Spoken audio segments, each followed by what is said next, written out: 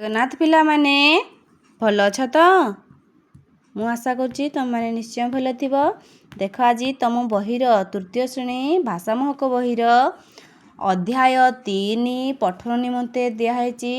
ତାହେଲେ କ'ଣ ପଠନ ନିମନ୍ତେ ଅଛି? ନଟର ଭାବନା। ନଟର ଭାବନା। ତମମାନଙ୍କର ଯେମିତି ଗୋଟେ ଭାବନା ଥାଏ, ତମେ ଅନେକ ପ୍ରକାର କଥା ଭାବୁଥାଅ। ମୁଁ ମାମୁଁ ଘରକୁ ଗଲେ ଏମିତି ଖେଳିବି, ଇଆଡ଼େ ବୁଲିବି, ସିଆଡ଼େ ବୁଲିବି, ତାପରେ ଘରେ ଥିଲେ ମୁଁ ଏମିତି ହେବି, ସେମିତି ଅନେକ କଥା ଭାବୁଥାଉ। ତୁମ କଥାରେ କୌଣସି କ'ଣ ସୀମା ହିଁ ନାହିଁ, ଅସୀମ ତୁମେ କଥା ଭାବ। ତେଣୁ ସେମିତିଆ ନଟ ବି ବହୁତ କଥା ଭାବୁଛି। ତାର କ'ଣ ଭାବୁଛି ଦେଖ। ନଟର ପ୍ରିୟ ନଟୁ ଖେଳଟି ଖେଳେ ସେ ନୀତି ନୀତି, ସାଙ୍ଗସାଥିରେ ମନ ମଉଜେ ଦିନ ତ ଯାଏ ବିତି। ନଟୁ ସହିତ କବାଡ଼ି ଖେଳ ଖେଳଇ ମନ ଦେଇ, କୌଶଳରେ ଖେଳେ ସେ ଖେଳ ସଭିଙ୍କ ମନ ନେଇ। କାଗଜ ଭାଙ୍ଗି ରକେଟ କରେ ଆକାଶ ଦିଏ ଛାଡ଼ି, କହେ ଖୁସିରେ ମୋ ବୁଦ୍ଧି ବଳେ ଜହ୍ନକୁ ଯିବି ଉଡ଼ି। ଜହ୍ନରାଇ ଯେ ତୋଳିବି ଘର ଚଢ଼ିକି ଯିବି ଯାନ, ଚକିତ ହେବ ସାରା ଜଗତ ବଢ଼ିବ ଦେଶ ମାନ। ତାହେଲେ ନଟ କ'ଣ କହୁଛି? ନଟର ପ୍ରିୟ ନଟୁ ଖେଳଟି ସେ ଖେଳେ ସେ ନୀତି ନୀତି। ତା ମାନେ କ'ଣ? ନଟୁ ଖେଳଟି ପ୍ରତିଦିନ ଖେଳେ ଏବଂ ସାଙ୍ଗସାଥିରେ ମନ ମଉଜେ ଦିନ ତ ଯାଏ ବିତି। ଏମିତି ଖେଳି ଖେଳି ତା ସାଙ୍ଗମାନଙ୍କ ସହିତ ଦିନଟି ତାର ବିତି ଯାଏ। ନଟୁ ସହିତ କବାଡ଼ି ଖେଳ ଖେଳଇ ମନ ଦେଇ। ନଟୁ ସହିତ ଆଉ କ'ଣ କରେ? ନଟ ଖେଳେ। ନଟୁ ଆଉ କବାଡ଼ି ନଟ ଖେଳେ। କୌଶଳରେ ଖେଳେ ସେ ଖେଳ ସଭିଙ୍କ ମନ ନେଇ। ସମସ୍ତଙ୍କ ସହିତ କଳା କୌଶଳରେ ଖେଳି ସବୁ ସାଙ୍ଗସାଥିଙ୍କ ମନ ନିଏ, ମାନେ ସମସ୍ତଙ୍କୁ ଖୁସି କରେ ଏବଂ ସମସ୍ତେ ତାକୁ ଭଲ ପାଆନ୍ତି। କାଗଜ ଭାଙ୍ଗି ରକେଟ କରେ। ଆଉ କ'ଣ କରେ? କାଗଜ ଭାଙ୍ଗିକିନି ରକେଟ କରେ ଆକାଶ ଦିଏ ଛାଡ଼ି। ତମେ ପିଲାମାନେ କାଗଜରେ ରକେଟ କରିଛ?